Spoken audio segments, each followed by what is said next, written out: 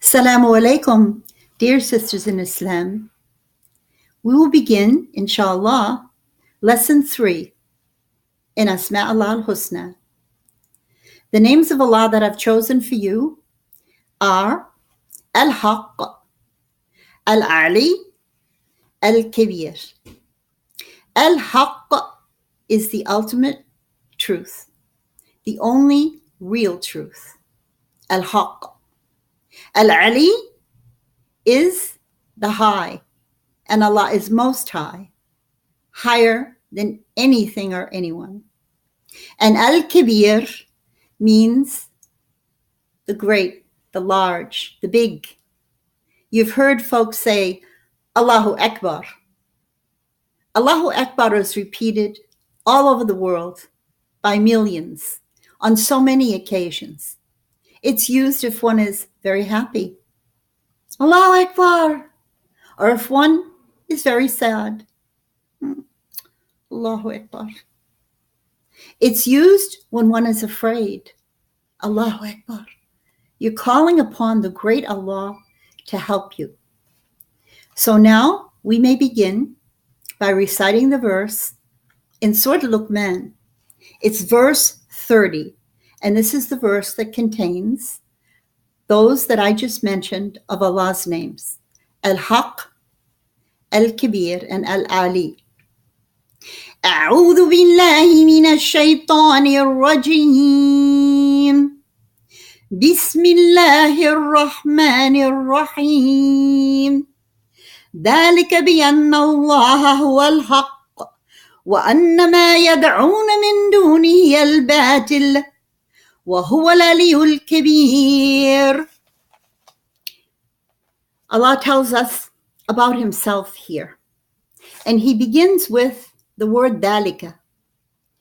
It will not be one of our vocab words, but it's important that you understand what it means. Dalika refers to something that came previously.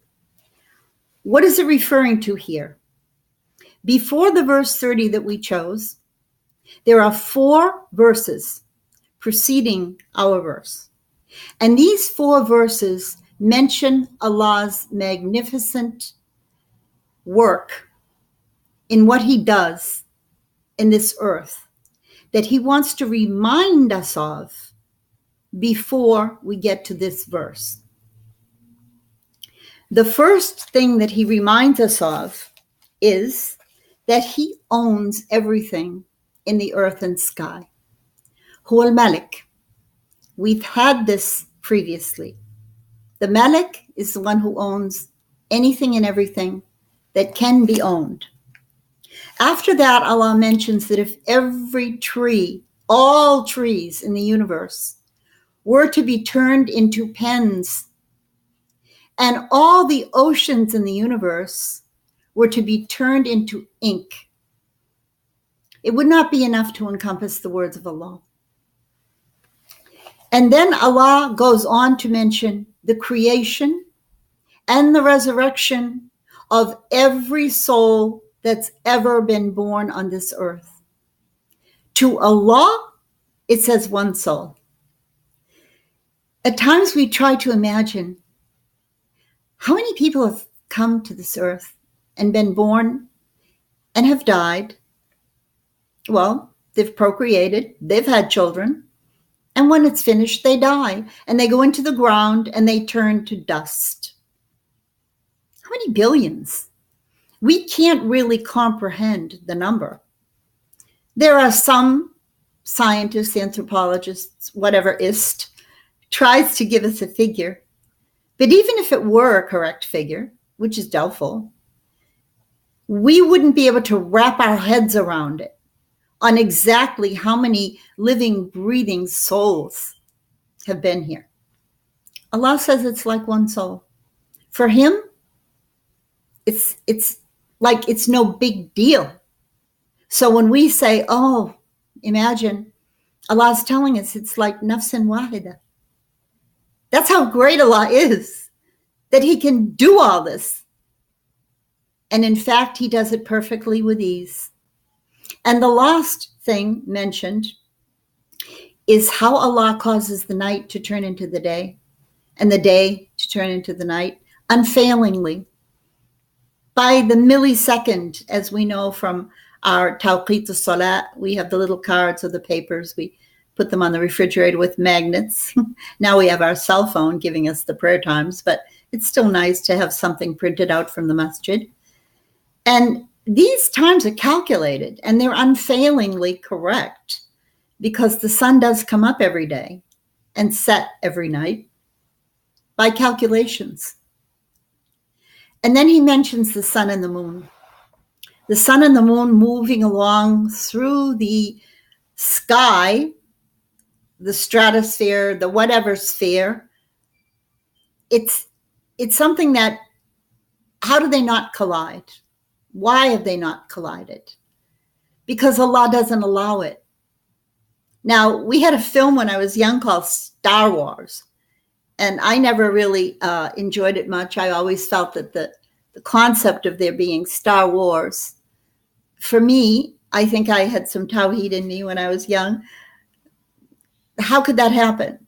If it were in fact to happen, that would be the end of us all. Because once the stars start to collide, the planets will collide, and everything will be thrown out of whack.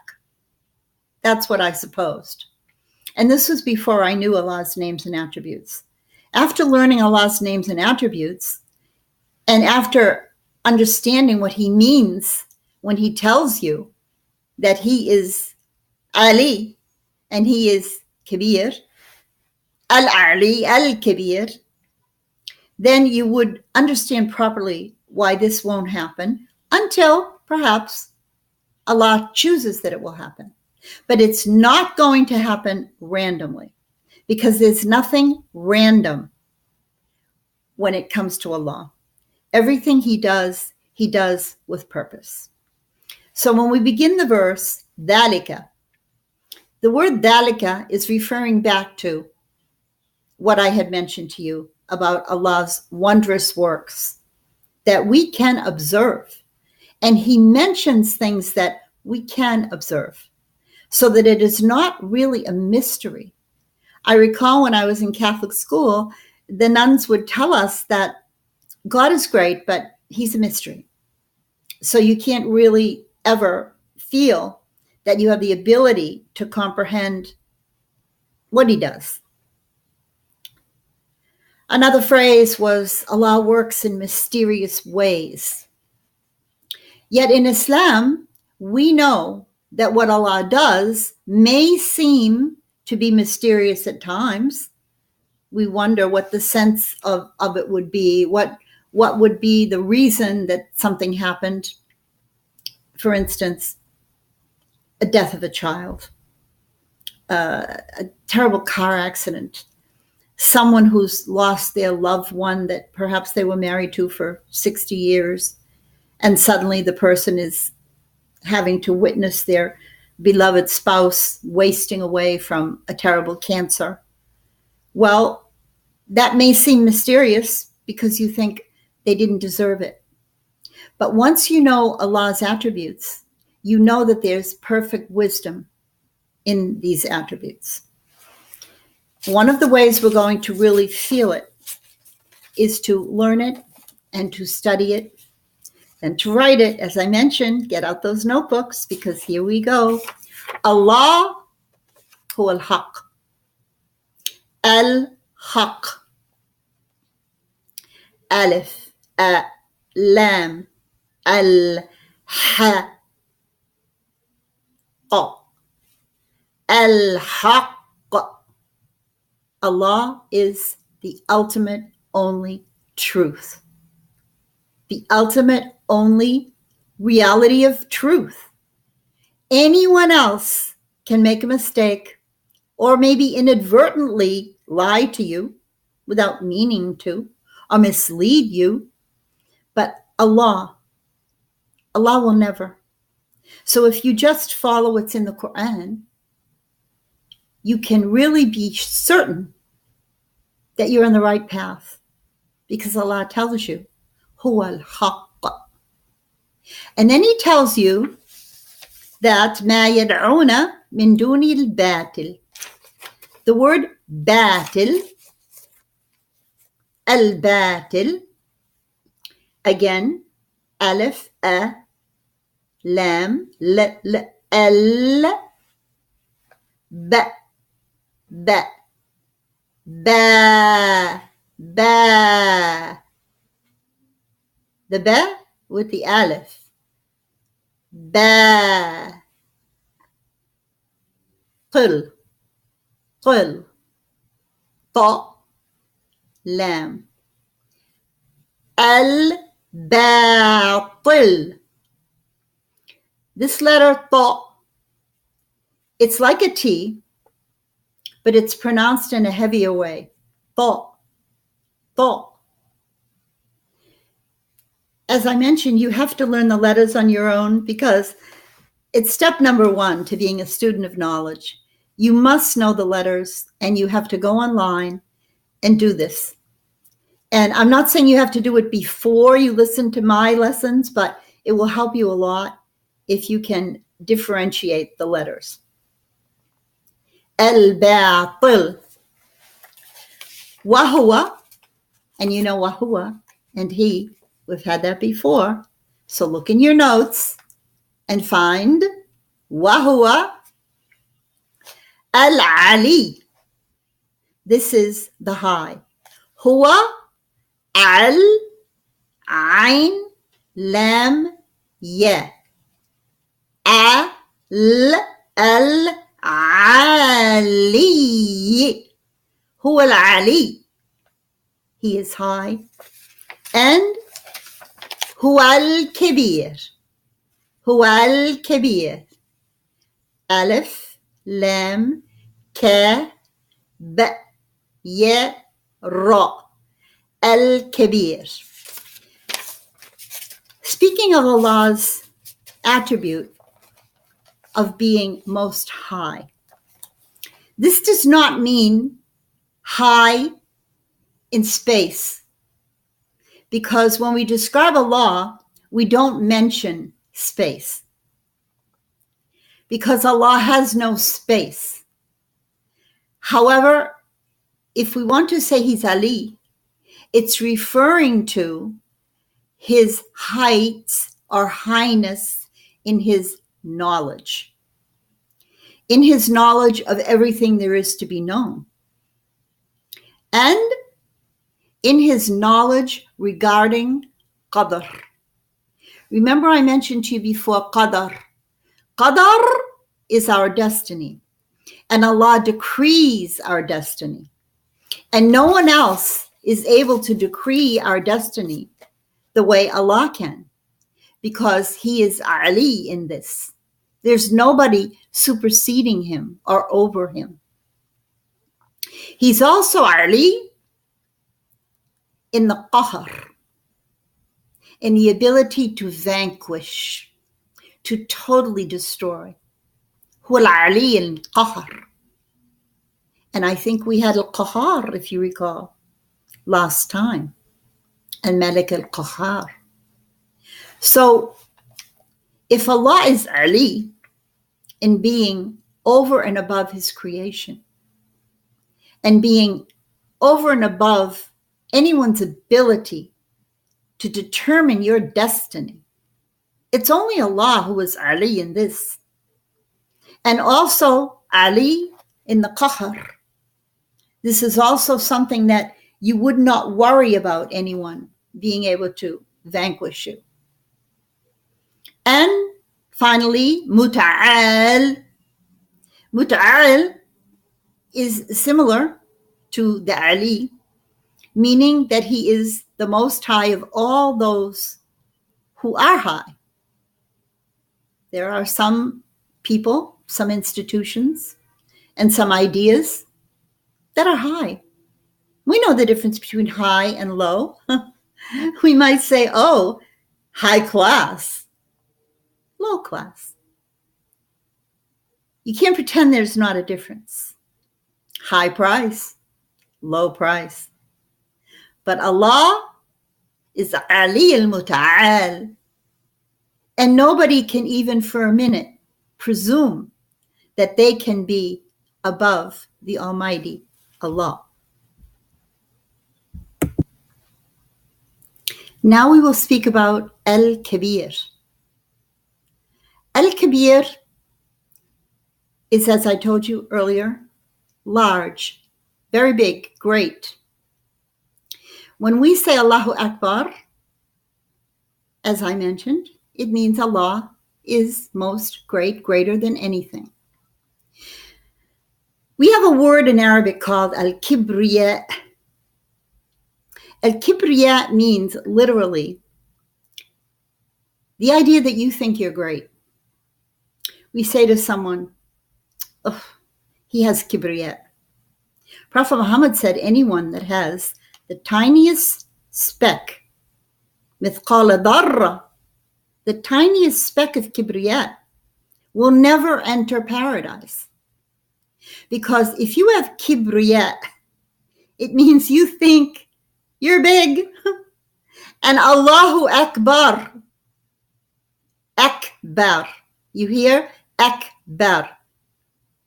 Kibriya has the same root letters, kaf, ba, ra, but it's a very bad attribute to have. We would use the word conceited or vain. And those are the types of people who really don't want to accept Islam because they feel that they're big shots, as we say. Yes, they have kibriya. They think they're big. And that's why Allah says, Huwa al-Akbar. He's way bigger than you in any gauge with his mighty powers. Allah tells us in Surah Jathiyah, in the last verse, Allah says, وَلَهُ الْكِبْرِيَاءُ فِي السَّمَاوَاتِ وَالْأَرْضِ وَهُوَ الْعَزِيزُ الْحَكِيمُ. Allah says that he's the one who's all that. He has that kibriya. And he has it fi samawati wal ard. So no matter who you are or what you're doing, are you perhaps an astronaut? Have you gone and reached the moon? Allahu Akbar. No matter what you've done in the earth or skies, Allahu Akbar. There's another wonderful verse in Surah Al-Ahzab where Allah mentions that if you obey the big shots, the word literally is sadatana wa kubara'ana. They will lead you astray. I recall when I first saw that verse and I first read it, I thought to myself, wait, Allah is telling me that if I obey those in control, the sadatana, saada, it means somebody who's got the high position. Wa kubara'ana, kubara, the big shots. If I obey them, they will lead me astray. Now, aren't we supposed to obey those who are above us in authority? Well, this means at the expense of obeying Allah. There's nothing wrong with obeying those in authority, but very often, so often, they ask us to do things that unfortunately defy what Allah has ordered us to do. And that's where the problem comes in. Who do you obey? In the classical tafsir of Quran, we learn that these kubara are the ulama. In every society, the scholars, the ulama, are the kubara because they are those who have the worldly knowledge that is used by those in power to make the system function, to make the country, the state, the school, the corporation. It functions by the ulama. So the ulama in every society They are those who are called the kubara. Now, the kubara cannot have that position unless they have studied. So the kabir is connected to the ilm, the alim, the person who studied and been, you can say, specifically informed over and above everyone else in his field. If you recall, when there was the contest between Musa, his magic, as they call it, his skill, and he was in contest with the magicians of Pharaoh, and he won. And Pharaoh was shocked, and he said, who taught him this? Who are these kubara alladhi ya'lamu as-sihr? Who are these skillful people who taught him this magic?